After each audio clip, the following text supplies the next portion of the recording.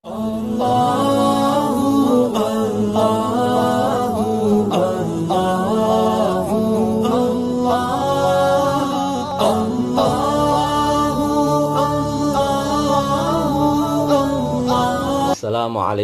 warahmatullahi wabarakatuh.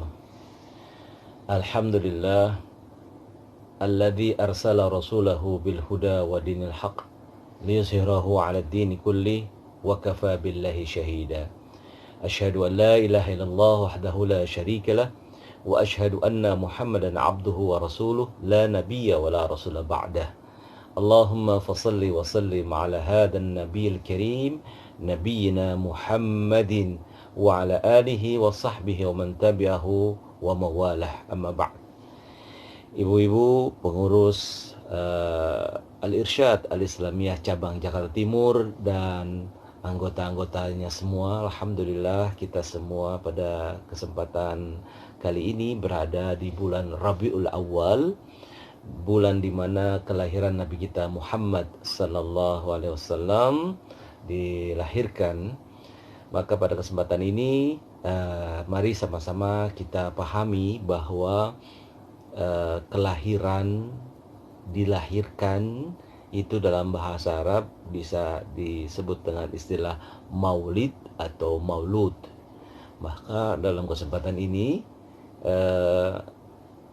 jangan kita belum lagi memahami makna tersebut sudah mengatakan bahwasanya ini tidak ada maulid itu, tidak ada maulud itu.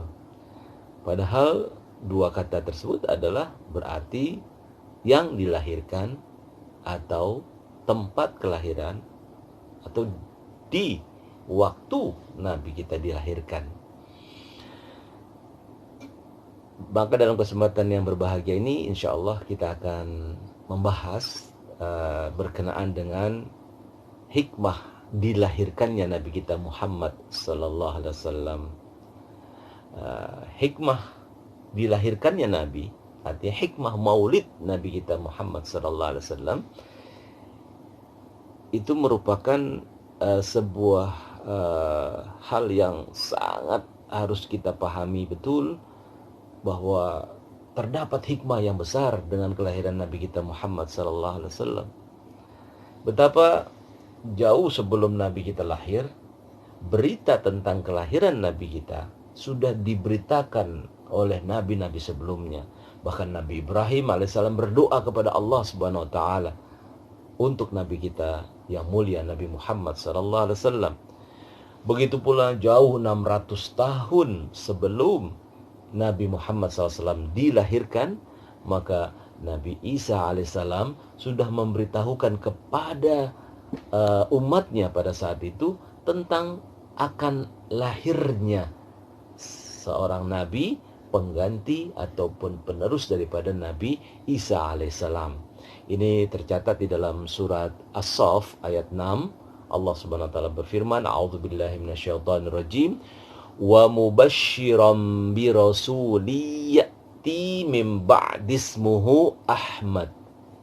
Wa mubasysyiran, dan beritakan kabar gembira bahwa setelah aku, kata Nabi Isa alaihissalam, akan ada nabi yang bernama Ahmad. Tidak dikatakan Muhammad. Nah, Ahmad dalam bahasa Arab itu artinya seseorang yang lebih banyak beribadah, lebih lagi kasih sayangnya. Subhanallah, Nabi Isa yang bergelar Ruhullah, ruhnya Allah yang sangat memiliki rasa kasih sayang, masih memberitakan kabar gembira bagi Nabi kita Muhammad SAW di hadapan umatnya. Ini membuktikan bahwa umatnya yang sudah menyangka bahwa Nabi Isa adalah orang yang paling banyak memberikan kasih sayang, tapi ternyata ada lagi setelah Nabi Isa seorang nabi yang memiliki rasa belas kasihan kepada umatnya melebihi daripada nabi-nabi sebelumnya. Sesuatu yang agak unik di sini adalah bahwa ketika memberitahukan tentang kelahiran, memberikan kabar gembira tentang kelahiran, biasanya, umumnya adalah setelah kelahiran. Jadi suatu hal yang sangat unik ya, kalau kita mengatakan misalkan, wahai saudaraku, aku akan memberitakan kabar gembira kepadamu tentang kelahiran anakku yang aku beri nama Muhammad. Misalkan, kapan? Nanti kalau sudah saya nikah. Tentunya nggak mungkin hal itu terjadi. Tapi ini jauh sebelum Nabi Muhammad SAW lahir sudah diinfokan, diberitahukan seperti berita gembira. Baik, ibu-ibu sekalian yang berbahagia, kalau gitu apa hikmah dibalik daripada maulid ini, kelahiran Nabi Muhammad SAW ini? Untuk itu mari kita baca surat Al-Anbiya ayat 107. Allah Subhanahu wa taala berfirman, "A'udzubillahi minasyaitonirrajim. Wa ma arsalnaka illa rahmatan lil alamin." Tidaklah kami, kata Allah, mengutus engkau wahai Nabi Muhammad SAW kecuali untuk menjadi rahmat bagi semesta alam. Bagi semesta alam. Ini adalah misi yang gak pernah diberikan kepada nabi-nabi sebelum Nabi Muhammad SAW. Ini khusus kepada Nabi kita Muhammad SAW. Nabi-nabi sebelumnya terbatas kepada lokal, wilayah, daerah tertentu. Nabi Musa untuk wilayah atau kaum Bani Israel. Nabi Isa berada di Palestina. Dan nabi-nabi selain itu terbatas kepada daerah-daerah yang sudah ditentukan itu saja. Nabi Isa di Palestina. Maka sangat aneh kalau ada zaman sekarang ini orang-orang yang pengikut atau mengikuti Nabi Isa alaihissalam tapi di luar wilayah Palestina. Karena Nabi Isa alaihissalam tidak diutus kecuali untuk wilayah sekitar Palestina tersebut. Berbeda dengan Nabi kita Muhammad SAW yang diutus oleh Allah Subhanahu wa taala untuk semesta alam, seluruh dunia. Apa buktinya? Allah berfirman dalam surat 34 ayat 28, A'udzubillahi minasyaitonirrajim, "Wa ma arsalnaka illa kaffatan linnas." Kami tidaklah mengutus engkau, hai Muhammad, kecuali untuk kafah, untuk semua manusia. Manusianya aja itu secara umum adalah seluruh manusia. Pakai lagi kata kafah. Kafah itu artinya seluruhnya. Subhanallah. Ibu-ibu yang berbahagia, sekali lagi ini membuktikan bahwa Nabi Muhammad SAW diutus untuk seluruh umat manusia, rahmah, sebagai pemberi rahmat. Apa itu rahmat? Kita akan baca dalam surat Al-Baqarah ayat 155 sampai 157, di mana Allah Subhanahu wa taala berfirman, A'udzubillahi minasyaitonirrajim, "Wa lanabluwannakum bisyai'im minal khaufi wal ju'i wa naqsim minal amwali wal anfusi wath thamarat wa basyyiris sabirin alladzina idza asabathum musibah qalu inna lillahi wa inna ilaihi raji'un. Ulaika 'alaihim salawatum mir rabbihim wa rahmah wa ulaika humul muhtadun." Setelah Allah Subhanahu wa taala memberikan berbagai cobaan, ujian, musibah kepada manusia, dan itu suatu hal yang pasti akan diberikan ujian, sehingga semuanya itu adalah, kata Allah, menjadi rahmat, menjadi solusi dari berbagai persoalan yang ada. Jadi rahmat itu bisa berarti solusi bagi semua permasalahan yang ada. Sehingga apapun masalahnya, ketika datang Nabi kita Muhammad SAW memberikan rahmat kepada semesta alam, maka masalah itu tuntas. Masalah itu bisa selesai. Apapun masalah yang menimpa kepada manusia, baik secara pribadi, masyarakat, maupun dalam bentuk yang lebih luas daripada itu, ketika kembali kepada Rasulullah, kembali kepada ajaran yang dibawa oleh Nabi kita Muhammad SAW, maka dengan rahmatnya masalah itu tuntas. Ini yang dimaksud dengan rahmat. Kita lihat bagaimana bangsa Arab pada saat itu. Nabi Muhammad diutus di bangsa Arab pada saat itu yang disebut atau dikenal dengan jahiliyah. Yang bodoh dalam berbagai hal. Bukan hanya bodoh dari segi ilmu pengetahuan, tapi bodoh dalam arti tidak mengenal aturan, tidak mengenal sopan santun, tidak mengenal daripada etika, tata krama. Maka ada istilah orang Badui datang kepada Nabi Muhammad SAW. Tiba-tiba serta-merta bertanya, di mana Allah? Tanpa ada sopan santun, di mana Allah? Maka turun ayat yang menyatakan, A'udzubillahi minasyaitonirrajim, wa idza sa'alaka 'ibadi 'anni fa inni qarib. Apabila ada hambaku bertanya kepadaku, di mana aku? Maka katakanlah, kata Allah, aku ini dekat. Ada lagi seorang Arab Badui datang untuk mengecek Nabi ini benar enggak seorang Nabi. Maka datang ke masjid, langsung berada di pojok tiang, dikencingi itu tiang masjid tersebut di dalam masjid. Semua orang sudah berniat untuk melakukan perlawanan kepada orang tersebut. Kata Nabi, jangan. Ini Nabi yang penuh rahmah melarang sahabat-sahabat untuk melawan atau melakukan perlawanan kepada orang tersebut. Subhanallah. Dengan rahmahnya Nabi Muhammad SAW membiarkan orang tersebut sampai selesai mengkencingi daripada tiang masjid di dalam masjid itu sampai selesai. Lalu Nabi memerintahkan kepada sahabat untuk menyiram, karena dulu itu tidak pakai marmer tapi masih tanah, sehingga dengan disiram maka selesai urusan tersebut. Dan ternyata orang Arab Badui tadi malah justru simpati kepada Nabi dan akhirnya masuk Islam. Ibu-ibu yang berbahagia, Nabi tidak dilahirkan di Persia, di Romawi yang pada saat itu merupakan imperium, kekuatan peradaban yang sangat tinggi pada saat itu, tapi Nabi justru berada atau dilahirkan di Jazirah Arab yang terkenal dengan istilah jahiliyah tadi.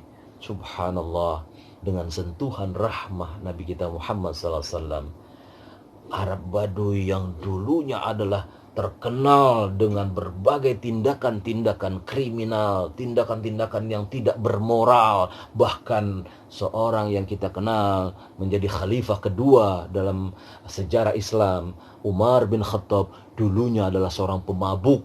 Yang mabuknya itu bisa 5 kali dalam sehari.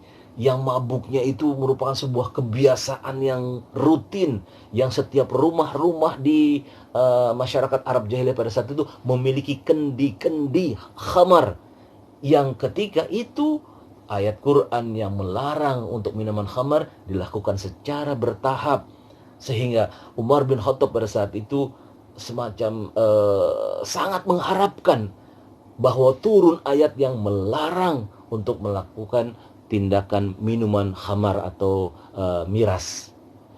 Ibu-ibu yang berbahagia, ternyata akhirnya masyarakat Arab jahiliyah yang dulunya seperti itu berubah menjadi khairu ummah. Sebagaimana Allah Subhanahu wa taala firmankan dalam surat Ali Imran ayat 110, A'udzubillahi minasyaitonirrajim. Kuntum khaira ummatin ukhrijat linnas ta'muruna bil ma'ruf wa tanhauna 'anil munkar wa tu'minuna billah. Al-ayah.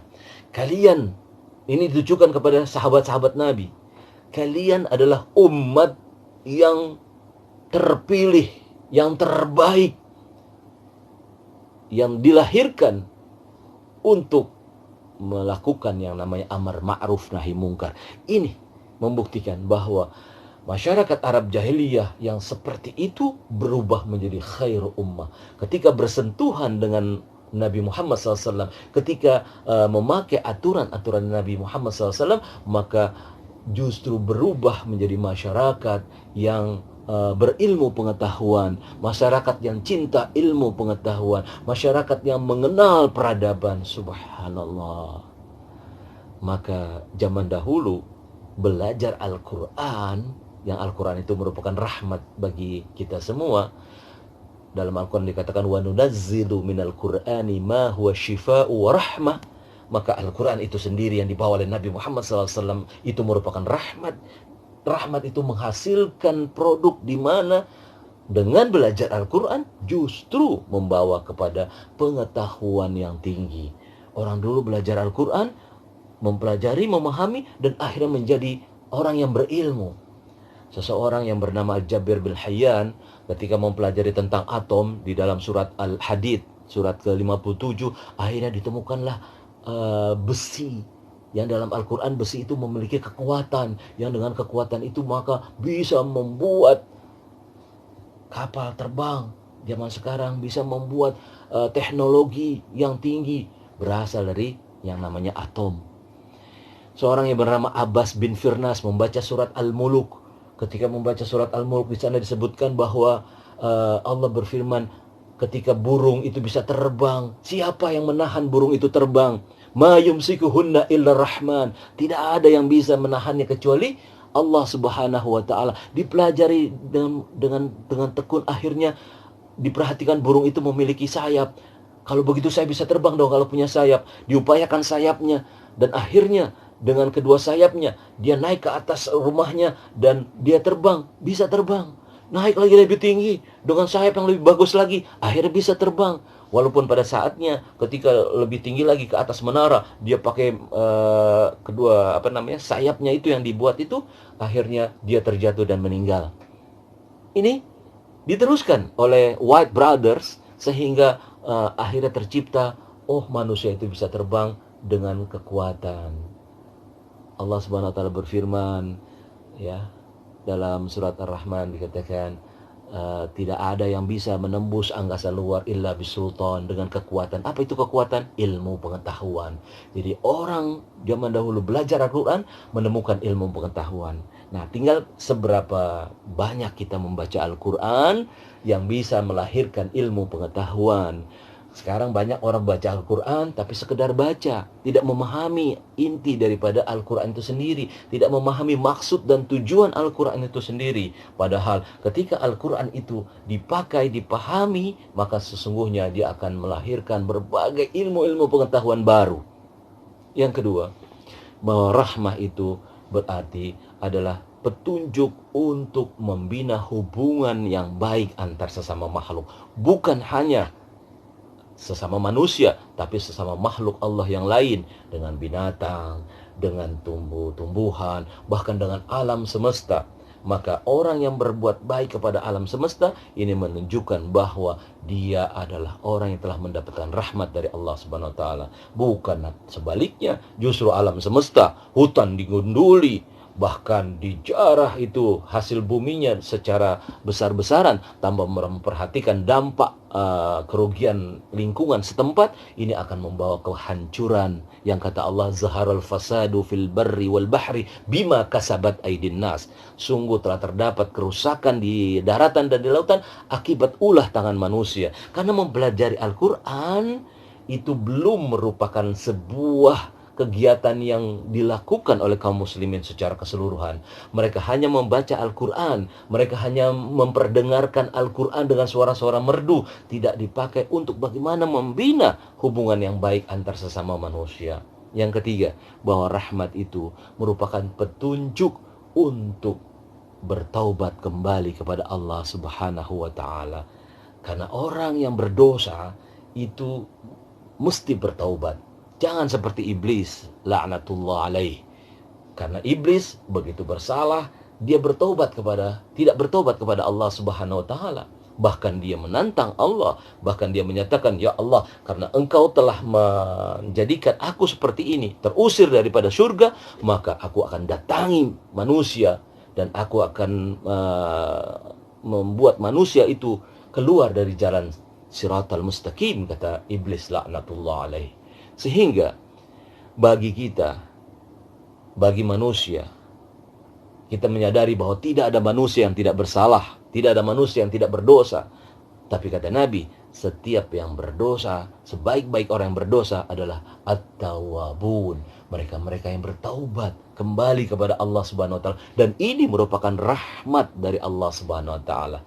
Ini merupakan kasih sayang Allah kepada hambanya. sekalipun hambanya berbuat salah sebanyak apapun, ketika mereka kembali kepada Allah, mereka tidak mensyirikatkan Allah dengan sesuatu apapun, Allah akan mengampuni orang tersebut.